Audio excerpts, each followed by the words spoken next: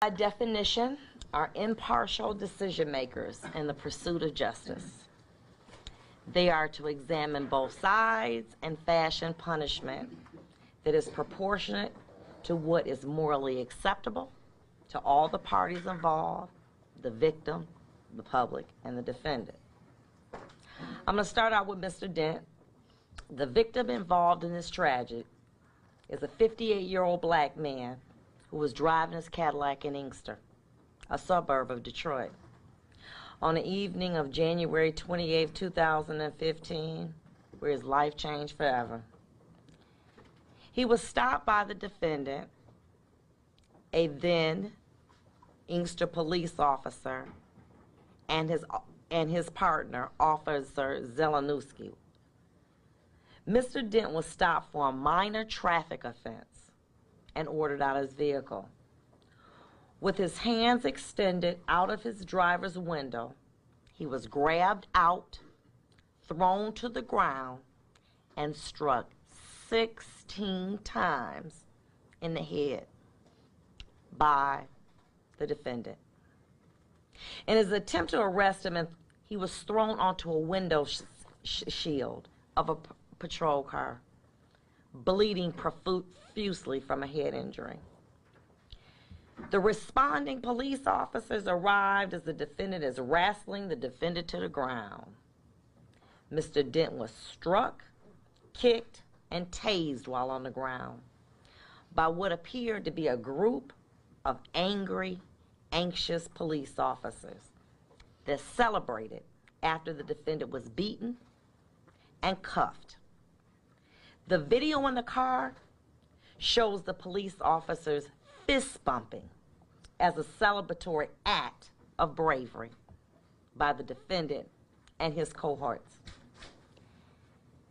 But the one image that struck out to the court was looking at Mr. Dent in his cell, shaking his head.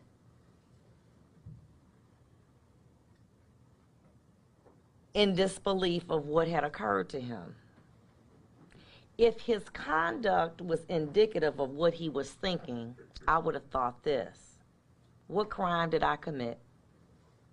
Being a black man in a Cadillac, stopped for a minor traffic offense by a group of racist police officers looking to do a nigger. As Police Officer John Zelenuski, auxiliary police officer, testified in court too, in his response to a text, was quoted as saying, "At least give me the satisfaction of knowing that you're out there beating up niggas right now. LOL. How humiliating and degrading that must have been." He was left in a cell for a number of hours before getting medical treatment. But after hearing the defendant and his fellow officers joke about his injuries as they were wiping blood off their uniforms with disinfectant. 2015. Please be quiet in my courtroom. How does this happen? I'm going to tell you how it happened.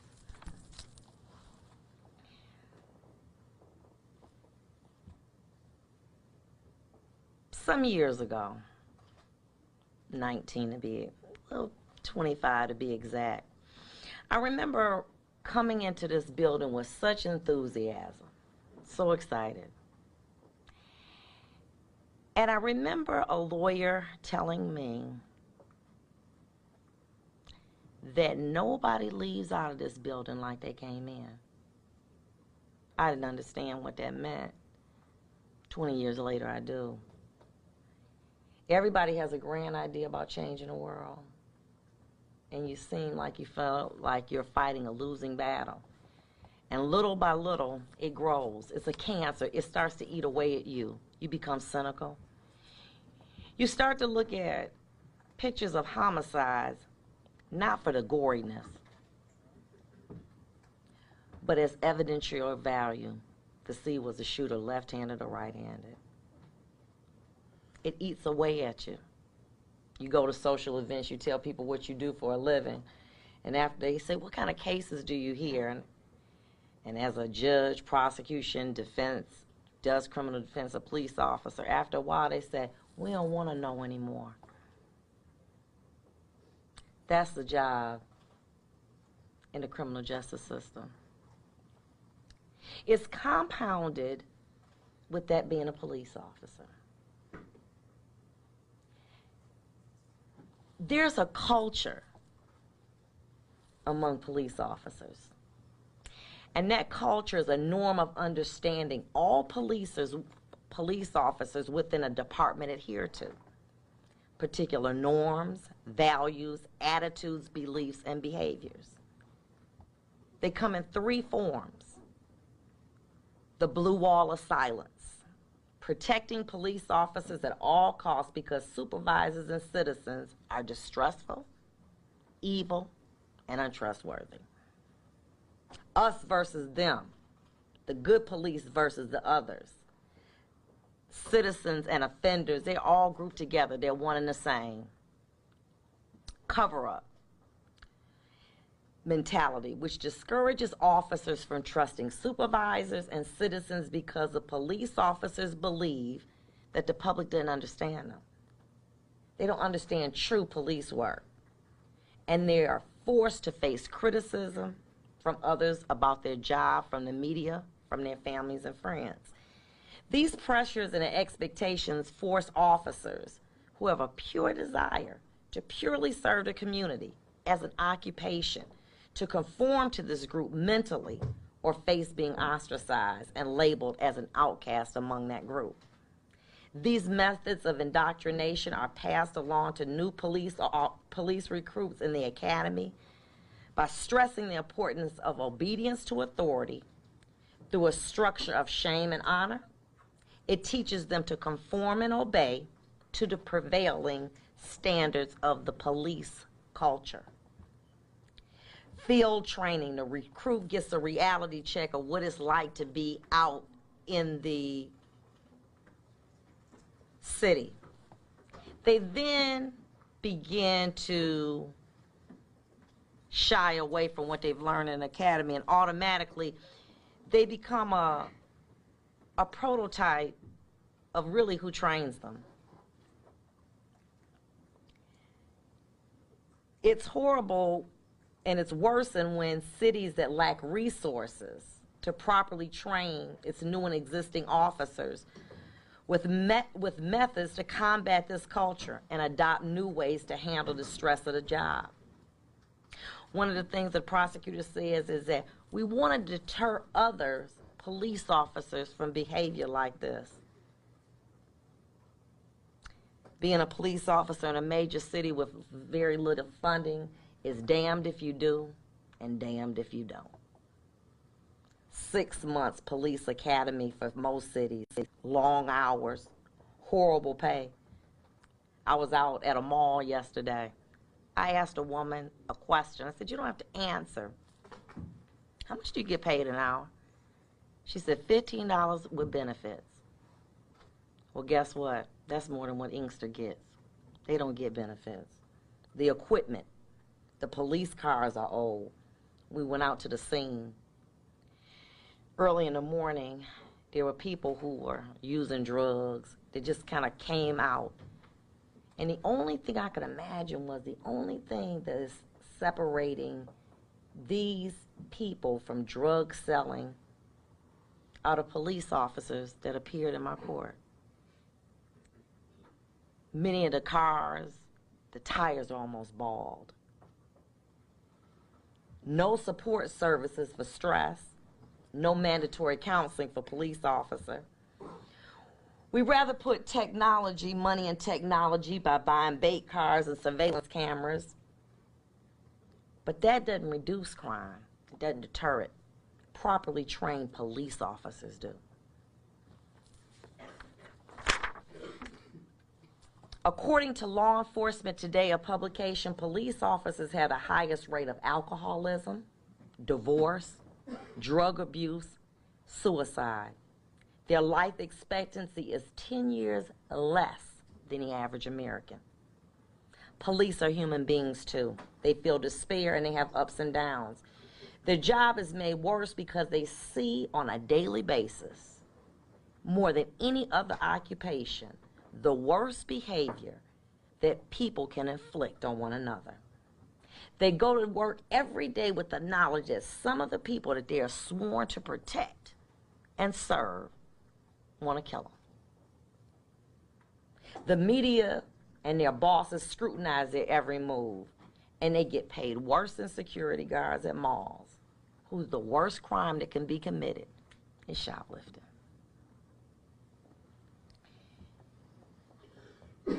Many times people say, well, you know, if you can't handle the stress of the job, then you need to take these officers off the street.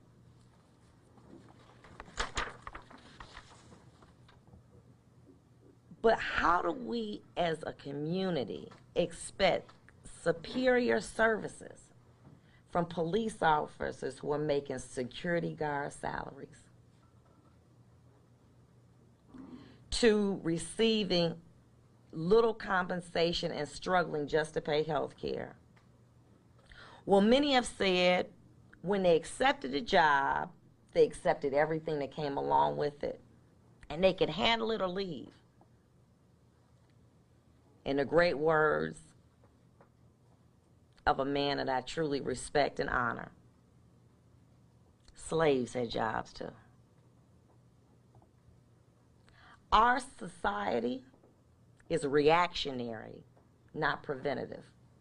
We would rather save a few dollars to balance a budget than pay millions of dollars to reverse a tragedy that we could have prevented. I know that Mr. Dent would give back every dime of his $1 million settlement to go back to where he was in his life before January 28th. I wonder what would one half of that $1.4 million settlement awarded to Mr. Dent have done for the Inkster Police Department? Training officers that wanted to serve and not hiring officers that didn't belong. It's my belief that when we begin to value and properly compensate and train those that want to serve, then and only then will we as a community receive the type of services that we expect and demand from the defenders of our community, the police. It's amazing how poor cities like Flint can find millions of dollars to attempt to reverse a situation that $100 a day could and would have prevented. The legislators said we didn't know about Flint or we didn't intervene sooner. The government's responsibility is not solely to save money, but is to protect its citizenry by paying and training police officers better. My belief is simple. If we don't invest in our police officers, we're going to see more incidents like the one that I'm presiding over today. We'll pay now or we'll pay greater later. Mr. Melendez, the purpose of this long, protracted sentencing was to offer you the one thing that this court believed you didn't give Mr. Dent: fairness and due process. Being a police officer is a tremendous and very rewarding occupation. I believe it's a calling on your life to do justice in the community. On January 28, 2015, you did not fulfill your job. You performed Just Us, a game that began with a police stop. The purpose of it was to harass and degrade a motorist in Inkster. The man chosen for your game was Floyd Dent, a black man. The game went like this. Let's follow a car in a known drug area, and based on your years of training experience, you knew that the motorist would likely be a black person, no license, armed with a gun or drugs in a vehicle. Upon stopping Mr. Dent, you knew, and upon stopping Mr. Dent, who was dead wrong for driving with no license or license suspended, running stop signs, and weaving in and out of the back street, which the court saw in the video. You and your sidekick, auxiliary police officer Zelenowski, caught your prey. Upon being stopped, Mr. Dent put his hands out of the driver's window in plain view. Your partner and you pulled him out. When he didn't move fast enough for you, you refer to it as resisting. I call it bowing down to your command. You utilize your dirty, hairy tactics and use excessive force to arrest him. Your job was twofold. Investigate the situation, be a positive example to Officer Zelenowski. When your posse arrived, they joined you in the takedown, kicking and tasing and ultimately throwing Mr. Dent into a windshield of a police car with a dash cam, which I refer to as the eye of justice. You were so into your bravado that you forgot the eye of justice was watching you and recording this disgusting beating, seeing Mr. Dent slammed into the window shield with blood running down his face. The dash cam that was designed to protect you ended up being what convicted you. Fist busting after taking him down as a sign of bravery was just another cowardly act caught by the eye of justice. You knew better. You were better trained than any of those officers out there. You were more experienced.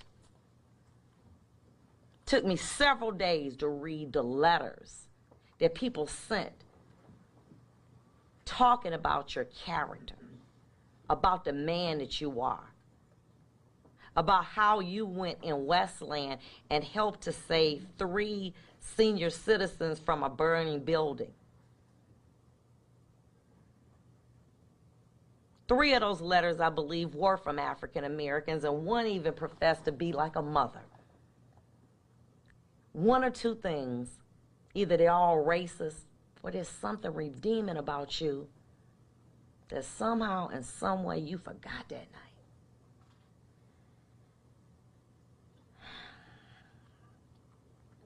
The way you denigrated that man was awful. Who would know and who would care about a lone black man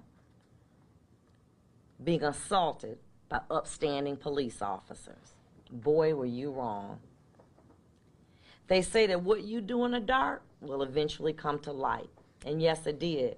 It came a worldwide example of what the police is not about, and that's brutality. At the station, the other eye of justice captured you and your posse making fun of Mr. Dent, mimicking him struggling while you all wiped the blood off your uniforms with disinfectant while he watched. Such an awesome, caring, properly trained police officer. You led your fellow officers down a path of cowardly behavior. But today you will pay for it. You will pay for 2 things. Not being an example of greatness, which I know that you are from all the letters of support, awards, and commendation that you have shared with this court, and resorting to cowardly acts of barbaric behavior that led you to be convicted of these crimes. There's an old saying, it ain't no fun when the rabbit's got the gun. It's equally applicable when he has the video. The eye of justice in this case. You betrayed your city. You caused your lovely wife heartache. And you caused Mr. Dent severe anguish. And finally, in the words of Vicki Yost, your commander, accountability is required to ensure continued community trust and healing. Today, I can only punish your conduct but only you and God can change your character. I've had an opportunity to listen to both sides. And I had to say this because I didn't say this during the trial. But it was my privilege to be able to oversee this trial because I had great lawyers. And great lawyers make jobs real easy. At this time, I am going to commit you to the Michigan Department of Corrections. However, after weighing the allegations in this particular matter and looking at all the circumstances, including what you've done and who the person I really believe that you are, I'm going to commit you to the Michigan Department of Corrections as to count 1 for no less than 13 months, no more than 10 years. As to count 2, I'm going to give you 90 days credit for time served and close it out. The court's going to give you 85 days for credit. You have 42 days to appeal my decision. That concludes this matter. Thank you.